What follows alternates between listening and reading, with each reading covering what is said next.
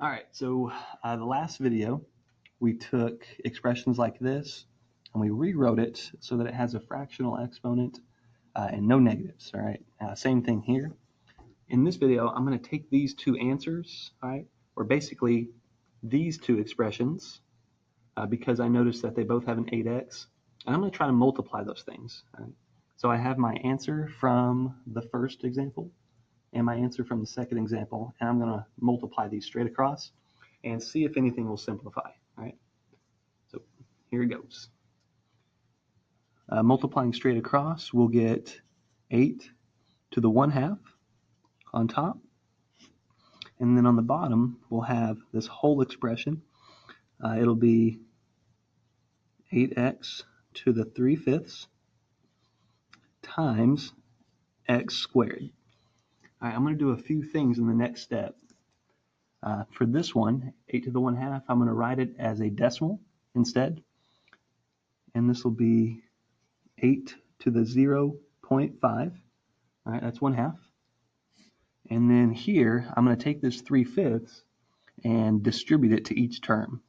So I'm going to have an 8 to the 3/5, right, and an x to the 3/5. So times x to the 3/5.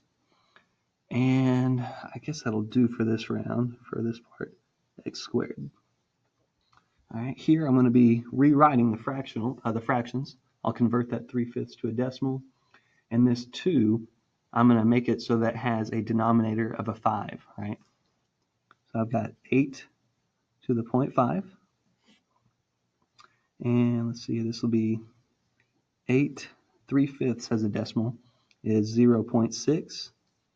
All right. And then here we'll have x to the 3/5 still. And then for x squared, I'm going to change it so that it has a denominator of a 5. This is going to be 10 over 5. All right, that's still a 2. Right? Now I can combine these terms. All right, they have the same base, so I can go ahead and add these exponents. And for the 8s, since they have the same base, I can subtract these exponents. All right, that's my rule for division. All right, so subtracting those, that's going to leave us with an 8 to the negative 0.1. All right, that's 0.5 minus 0.6. It kind of looks really funky. And then this is in the numerator. Right, I'm going to flip it to the denominator later. Over x to the, if I add those, that'll be 13/5. All right, and then let's see here. Instead of a 0.1, it's going to be a 1 over 10, and I'm going to be flipping that into the denominator. So I won't have anything remaining in the numerator. So that is an 8 to the 1/10. Right? 0.1 is 1/10, and since it was a negative, I flipped it into the denominator. Times x to the 13/5 still. All right, I'm going to make these have the same denominator here. So this is a 1 over 8 to the 1/10 still. And for this one, I can make it a 10 in the denominator. I'll just multiply top and bottom of the fraction by 2. So that'll be x to the 26 tenths. All right, almost there. Since they both have a 10 for the denominator, I can actually pull that out.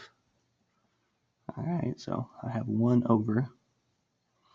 All right, I can pull that out and leave the 1/10 on the outside. That's what I'm doing here. I'm taking that 10 and I'm pulling it out.